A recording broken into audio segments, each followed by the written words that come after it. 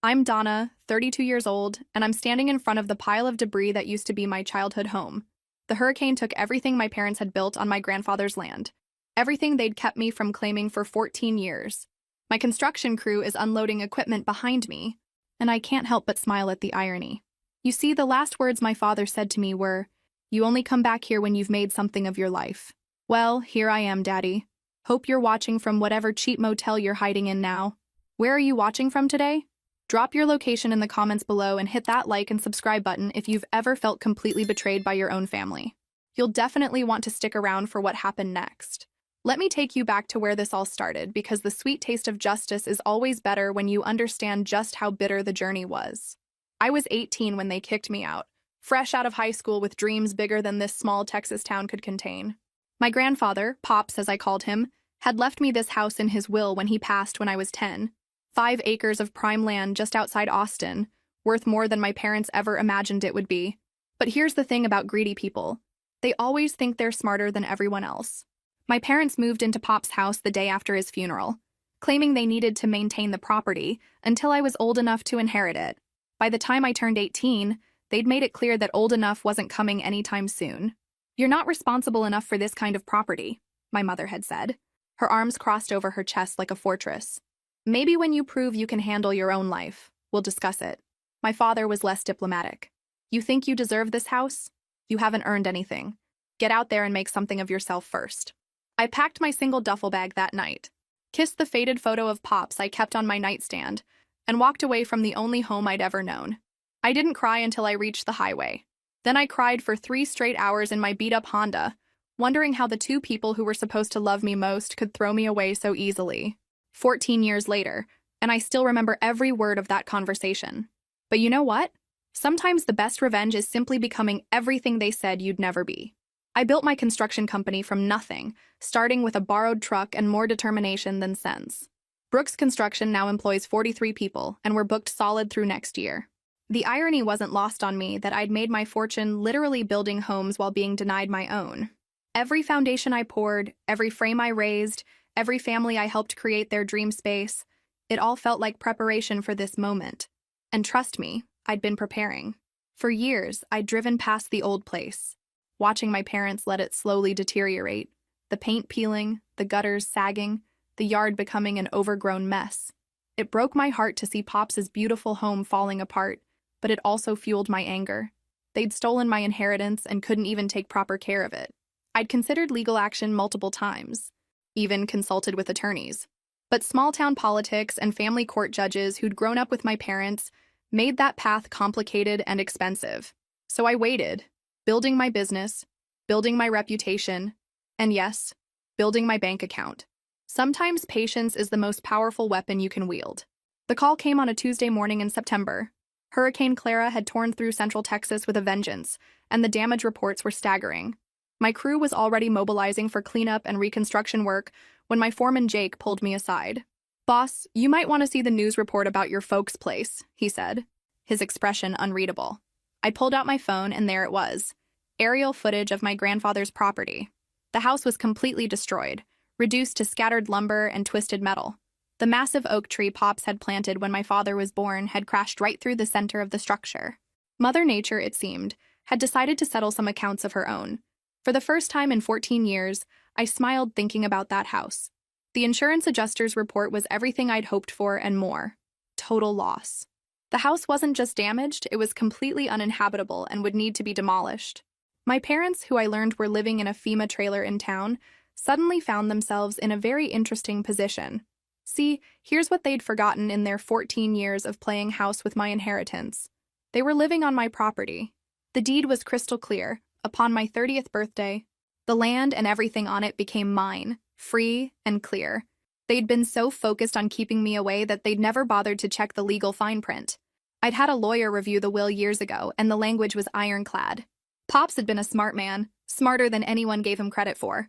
He'd known exactly what kind of people his son and daughter-in-law were, and he'd protected me the only way he could. My 30th birthday had passed 2 years ago. Legally, I'd owned that land for 24 months. My parents had been living there as what amounted to squatters, and now their free ride was over. I called my attorney first, then my insurance company. Even though the house wasn't in my name, the property was, and that made all the difference. Within hours, I had authorization to clean up the debris and begin reconstruction. The insurance payout would cover demolition and basic cleanup. Everything after that would be on my dime, but money wasn't an issue anymore. Brooks Construction had been very, very good to me. The next call was harder to make, but infinitely more satisfying. I dialed my parents' number, my hands steady for the first time in years when it came to dealing with them. Hello? My mother's voice was tired, defeated. Hi, Mom. It's Donna. I heard about the house. The silence stretched so long I wondered if the call had dropped. Finally, she spoke, and I could hear the hope creeping into her voice. Donna, honey, we've lost everything. The house is gone, and the insurance. It's not going to be enough to rebuild. We're living in this tiny trailer, and your father's back is acting up from sleeping on that awful mattress. That sounds really difficult, I said, keeping my voice carefully neutral. I'm actually calling because my construction crew will be out there Monday morning to start cleanup. Your crew? But honey, we haven't hired anyone yet. We're still dealing with the insurance company. Oh, you won't need to hire anyone, Mom. See, I own that property now. Have for 2 years, actually. So any cleanup and reconstruction decisions are mine to make. The silence this time was different. Colder. Have you ever had a moment where years of pain suddenly shifted into power? Share your experience in the comments below. What do you mean you own the property? My father's voice had taken over the call, sharp and demanding like always. Some things never change. I mean exactly what I said, Dad. Remember Pops's will? The one you probably never bothered to read carefully? The property transferred to me when I turned 30. 2 years ago. I could hear them whispering frantically in the background, papers rustling, the sound of desperate people realizing they'd made a very expensive mistake. Now wait just a minute, he started, but I cut him off. No, you wait. For 14 years I waited. I waited for you to do the right thing. I waited for you to honor Pop's wishes. I waited for you to treat me like your daughter instead of some stranger you owed nothing to. My voice was getting stronger with every word. Years of suppressed anger finally finding their target. We gave you a home for 18 years, my mother interjected. We fed you, clothed you, raised you, and this is how you repay us? The audacity was breathtaking. You gave me the bare minimum required by law, then threw me out the second I became inconvenient. But you know what? Thank you. Because being forced to make my own way taught me something you never could. How to earn what I have. Donna, let's be reasonable here. My father's tone had shifted to the false calm he used when he wanted something. I'd heard it 1,000 times growing up. We're family. Surely we can work something out. Maybe we could buy the land from you, make payments. I actually laughed. With what money, Dad? You've been living rent-free on my property for 14 years. What exactly have you been doing with all the money you should have been paying for housing? Another long pause. I knew what they'd been doing with it. The same thing they'd always done. Spending it on themselves while claiming they couldn't afford to help me with college, or a car, or anything else I'd needed as a young adult trying to make her way in the world. Look, I continued, here's what's going to happen. My crew will be there Monday morning to clear the debris. After that, I'll be building a new house. My house. On my land. You have until Friday to remove any personal belongings that survived the storm. And where exactly are we supposed to go? My mother's voice was rising toward hysteria. I don't know. Mom, figure it out. You had no problem telling me to figure it out when I was 18 with nowhere to go. I'm sure 2 adults with 14 years of rent-free living behind them can manage something. I ended the call before they could respond. My hands were shaking, but not from fear this time, from pure, undiluted satisfaction. By Thursday afternoon, I was sitting in my truck at the end of the driveway, watching them load their belongings into a rented U-Haul. My father kept glancing toward my truck, probably hoping I'd come talk to them, maybe change my mind. Not a chance. I'd spent the week reviewing building plans with my architect. The new house would be everything Pops's old place had been and more. A sprawling single-story ranch with modern amenities but classic Texas charm.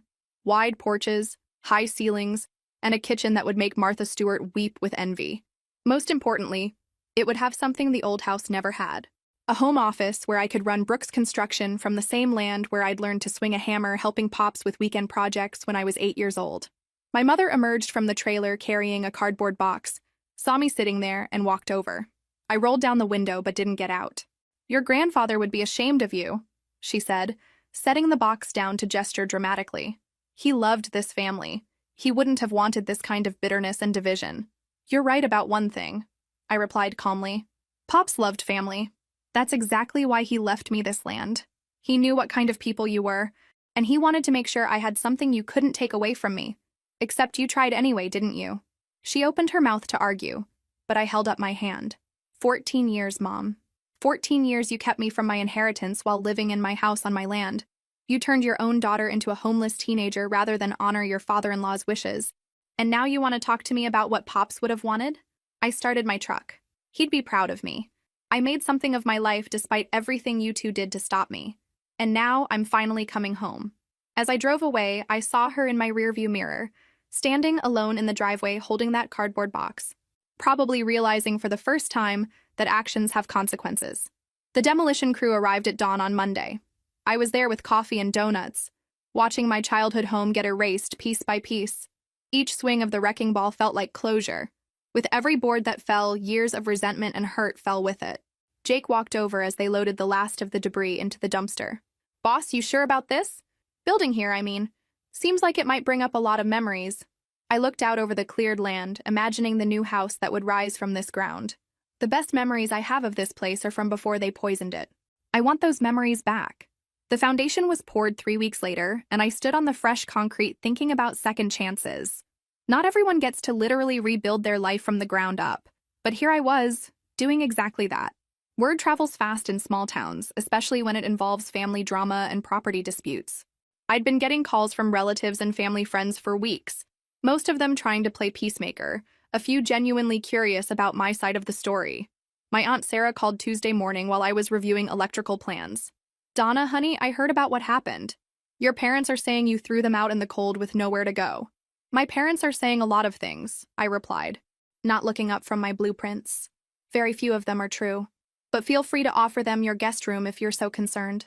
Well, that's not really... they need somewhere more permanent. Then they should have thought about that before they decided to steal 14 years of my life. Aunt Sarah, I love you, but I'm not interested in being the villain in whatever story they're telling to get sympathy. They made their choices. Now they get to live with the consequences. The truth was starting to come out anyway. Other family members were beginning to ask questions about the will, about the timeline, about why exactly I'd been living in a series of crappy apartments while my parents enjoyed 5 acres of prime real estate. Funny how quickly people's tune changes when they realize they've been fed a pack of lies. But the call that really mattered came Thursday evening. I was at the property, watching the crew frame the walls when my phone rang with a number I didn't recognize. Donna, this is Jim Patterson. I was your grandfather's attorney. I knew the name. He was the one who'd drawn up Pop's will, though he'd retired years ago. Mr. Patterson, what can I do for you? Well, I heard through the grapevine about what's been happening out at your grandfather's place. I wanted to check in, see if you needed any legal assistance. Also wanted to make sure you knew about the other provisions in your grandfather's will. My blood went cold. Other provisions? The trust fund, dear. Didn't anyone tell you about the trust fund? I sat down hard on a stack of lumber. What trust fund? Your grandfather set aside $50,000 for your education and getting established in life. It was supposed to be released to you when you turned 21, with your parents as trustees until then. He paused. Donna, are you telling me they never mentioned this to you? The world tilted sideways. $50,000 that should have helped me through college, helped me get my business started, helped me build a life instead of struggling paycheck to paycheck for years. $50,000 that my parents had been sitting on for over a decade. Mr. Patterson, I said slowly, I think we need to meet. What do you think I discovered when I dug deeper into that trust fund? The answer will shock you more than you can imagine. Chapter 7. Mr. Patterson's office hadn't changed since I was a kid. Same oak paneling, same leather chairs that creaked when you shifted, same smell of old books and disappointment. But this time, I wasn't the scared little girl who'd come here after Pop's funeral. This time, I was the woman who owned a successful construction company and was about to uncover just how deep my parents' betrayal went. The trust was very specific, Mr. Patterson said, sliding a manila folder across his desk. $50,000 to be released on your 21st birthday for education, business startup, or establishing a home. Your parents were named as trustees with the understanding they would guide you in making wise decisions with the money. I opened the folder and stared at documents I should have seen 11 years ago. Bank statements, investment records, and transaction histories that painted a picture I wasn't prepared for. The trust hadn't just sat there collecting dust. It had been actively managed, grown through conservative investments. By my 21st birthday, it was worth $68,000. Mr. Patterson, I said slowly, running my finger down the transaction list. What exactly does it mean when it says trustee withdrawal here? His expression grew grim. It means your parents took money out of the account, which they were legally allowed to do, but only for your direct benefit and only with proper documentation of how the funds were used. I counted the withdrawals. $12,000 when I was 19, another $15,000 when I was 22, $8,000 more when I was 25. The pattern continued right up until last year. By now, the account should have been worth over $90,000. Instead, it showed a balance of $3,000 and change. Where's the documentation showing these withdrawals were for my benefit? I asked, though I already knew the answer. That's the problem, dear. There isn't any. When I contacted your parents about the missing paperwork years ago, they assured me you were aware of the withdrawals and had approved them. They said you were too busy with your new business to come in and sign the papers yourself. My new business. The construction company I'd built from nothing, scraping together every dollar while living in a studio apartment and eating ramen for dinner most nights. The business I'd started with a $3,000 loan from my credit card because I had no other options. They told you I approved withdrawals from an account I didn't even know existed? Mr. Patterson nodded sadly. I should have insisted on speaking with you directly. That's on me, Donna. I was getting ready to retire, and I trusted that your parents had your best interests at heart. I laughed, but there was no humor in it. Mr. Patterson, my parents have never had anyone's best interests at heart except their own. So what are my options here? Well, legally speaking, you have a strong case for breach of fiduciary duty. Trustees who misuse funds can be held personally liable for the full amount, plus interest and penalties. We're looking at potential damages of well over $100,000. For the first time in weeks, I smiled. Not the bitter, sarcastic smile I'd been wearing lately, but a genuine expression of satisfaction. How long would a lawsuit take? With proper documentation and clear evidence of misuse. 6 months, maybe less, especially since they can't produce any records showing the money was spent on your behalf. I stood up and shook his hand. Mr. Patterson, I'd like to hire you to come out of retirement for one last case. What do you think will happen when my parents realize they're about to face a lawsuit for over $100,000? The answer will show you just how far desperate people will go. Chapter 8. The lawsuit papers were served on a Friday afternoon. I know this because my phone started ringing at 4:17 p.m. and didn't stop for 3 hours straight. By evening, I'd received calls from my parents, 4 aunts, 2 uncles, 3 cousins, and the local Methodist minister asking me to find it in my heart to forgive. Forgive. That was their solution. Not accountability, not making it right, not even an apology. Just forgiveness. As if 14 years of lies and theft could be erased with a simple, sorry. I let them all go to voicemail. Every single one. Saturday morning brought a different kind of call. My father's voice was tight with barely controlled anger when I finally answered. Donna, we need to talk. This lawsuit nonsense has gone too far. Has it, Dad? Because from where I'm sitting, it hasn't gone far enough. Did you really think I'd never find out about the trust fund? That money was for your own good. You were young, irresponsible. We were protecting you from making stupid decisions. Protecting me? By stealing from me? By lying to me for over a decade? I was pacing now, my voice getting louder. Tell me, Dad, what stupid decisions were you protecting me from when you took that $15,000 in 2016? The stupid decision to maybe afford health insurance? The stupid decision to eat something other than generic cereal for dinner? We had expenses. The house needed repairs, your mother had medical bills. Medical bills that should have been paid with your own money, not mine. And those house repairs? That was my house, Dad. My grandfather's house that you were supposed to be maintaining until I inherited it. So you stole my money to fix my own property while keeping me away from it. The silence stretched between us like a chasm. When he spoke again, his voice had changed. Smaller. Desperate. What do you want from us, Donna? We don't have that kind of money. We never did. If you push this lawsuit, you'll destroy us completely. I want exactly what you took from me. Every dollar with interest. And I want it because you owe it to me, not because I'm family or because you're sorry you got caught. And if we can't pay?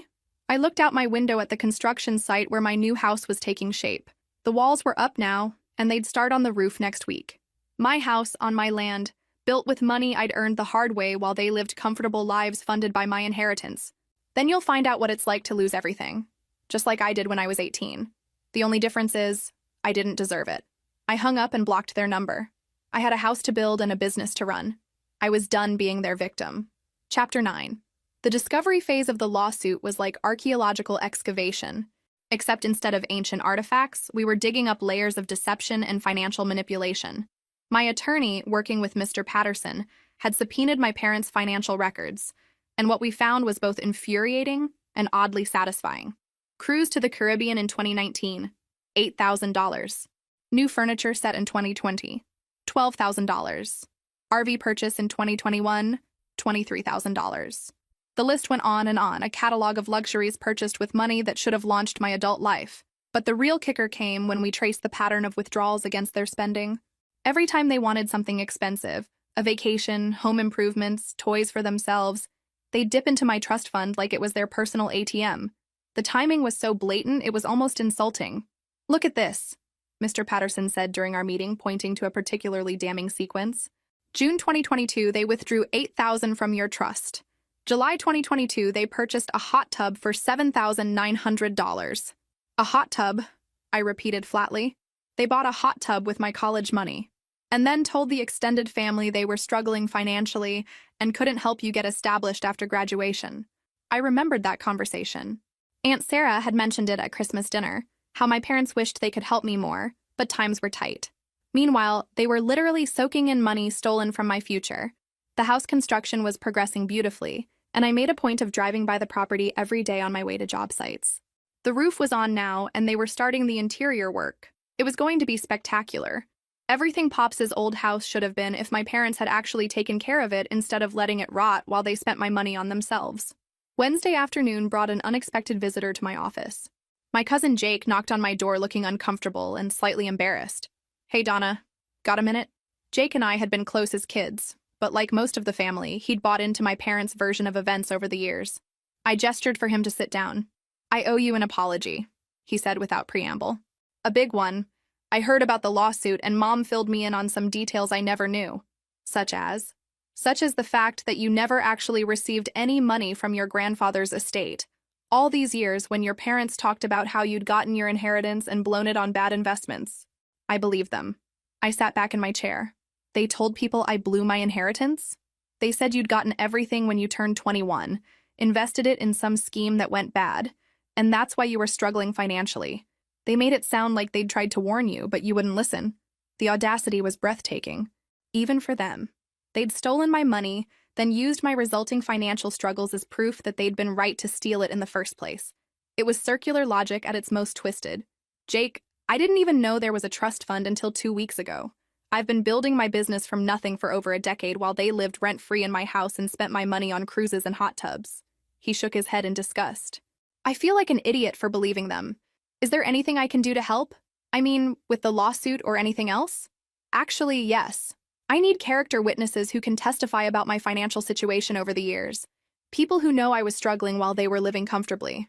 "You got it. And Donna? For what it's worth, I think Pops would be proud of what you've built. Your company, I mean, but also the way you've handled all this. You could have been bitter and vengeful, but you're just seeking justice." I smiled at him. "Oh, Jake, who says I can't be both?" Chapter 10. The settlement conference was scheduled for a Thursday morning in March, just as the finishing work was beginning on my new house. I arrived at the courthouse wearing my best business suit and the confidence that comes from knowing you're absolutely, unequivocally right. My parents sat across the conference table looking like they'd aged 5 years in 5 months. Good. Stress ages people faster than anything else, and they'd earned every new wrinkle and gray hair. Their attorney, a nervous man who kept shuffling papers and avoiding eye contact, opened with an offer that was both insulting and laughable. "My clients are prepared to offer $25,000 to settle this matter and avoid the expense and uncertainty of trial." I looked at Mr. Patterson, who suppressed what might have been a smirk. "Counteroffer," I said calmly. "Full restitution of $97,000 plus legal fees, or we go to trial and add punitive damages to the mix." "That's unreasonable," their attorney protested. "My clients are living on Social Security. They simply don't have that kind of money." "Then they shouldn't have stolen it in the first place," I replied. "But here's what I find interesting. They seem to have money for legal fees. Where's that coming from?" The question hung in the air like smoke from a gun. My parents exchanged glances, and I saw something pass between them, something guilty and desperate. "We sold the RV," my mother said quietly. "The RV you bought with my trust fund money? How convenient. What else have you sold?" "Donna, please," my father interjected. "We made mistakes, but we're family. Can't we work something out? We're not family. Dad, family doesn't steal from each other. Family doesn't lie for 14 years. Family doesn't throw their own daughter out on the street and then spend her inheritance on vacation cruises. The mediator, an older woman who'd been quietly taking notes, looked up.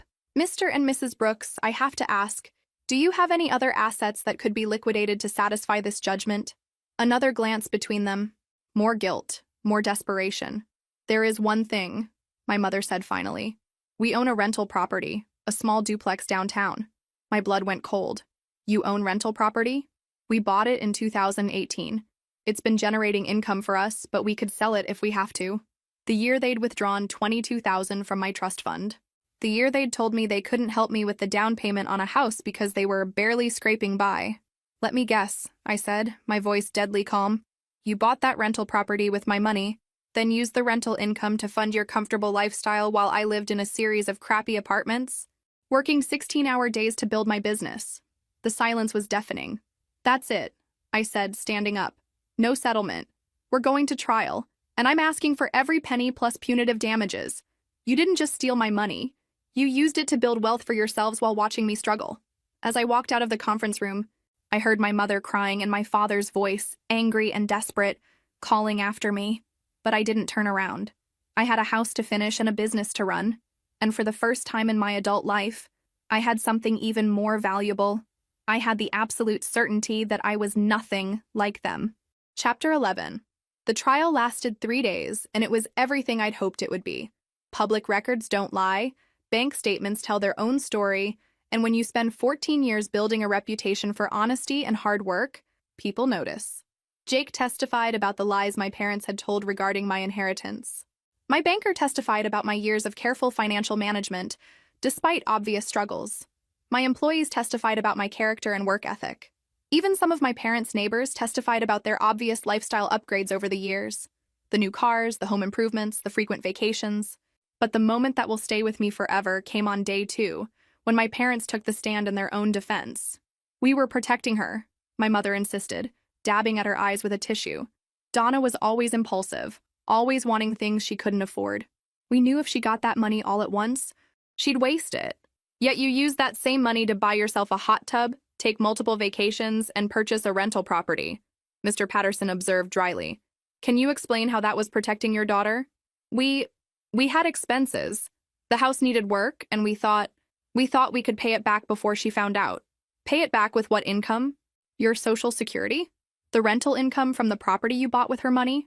The cross-examination was brutal and thorough. By the time it was over, even their own attorney looked embarrassed to be representing them.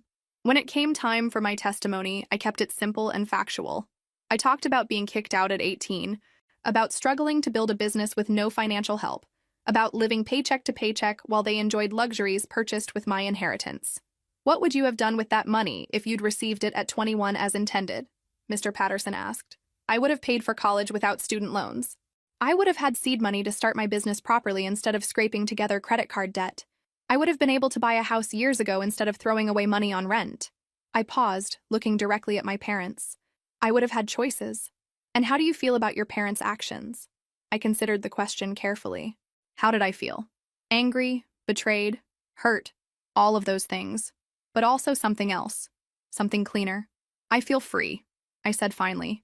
For 14 years, I blamed myself for not being good enough, smart enough, successful enough to earn their love and respect. Now I know the truth. This was never about my worthiness. It was about their greed. The jury deliberated for 2 hours. When they returned, the foreman stood and read their verdict. Full restitution of $97,000, plus legal fees, plus $50,000 in punitive damages for breach of fiduciary duty, $147,000. More than enough to finish my house exactly the way I wanted it, with money left over to expand my business. As the judge banged his gavel, I felt something I hadn't experienced in years. Complete, total vindication. Not revenge. That would have required anger. And I'd moved beyond anger into something much more powerful. I'd moved into certainty. Certainty about who I was, what I was worth, and what I deserved from the people who claimed to love me. Chapter 12. 6 months later, I'm standing on the front porch of my completed house, watching the sunset over 5 acres of land that finally, truly belongs to me. The house is everything I dreamed it would be. Spacious but warm, modern but respectful of Pops' memory. A home that reflects the woman I became rather than the girl they tried to keep me. My parents paid the judgment in full by selling their rental property and liquidating their retirement accounts. They're living in a small apartment in town now, and while I don't take any pleasure in their reduced circumstances, I don't feel guilty about them either. Actions have consequences, and some lessons can only be learned the hard way. The best part isn't the house, though it's beautiful.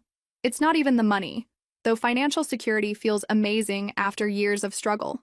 The best part is the silence in my head, the end of that constant voice asking why I wasn't enough, why they didn't love me, what I could have done differently. I know now that it was never about me. It was always about them.